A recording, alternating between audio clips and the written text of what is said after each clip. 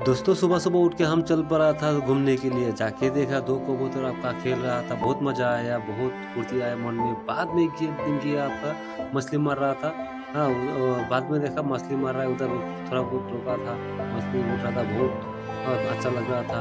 उधर हम खड़ा हुआ था, देखिए मछली कैसे उड़ा रहा था, आपका जो पानी हुआ था, पानी के बाद में आपका जो मछली बहुत मछली उठा था। देखिए जाल में आपको मछली जो मारा था अभी लोग, बाद में देखा एक आदमी उधर पकड़ा हुआ था और दूसरा आदमी उधर रुका हुआ था। बहुत मज़ा आया था।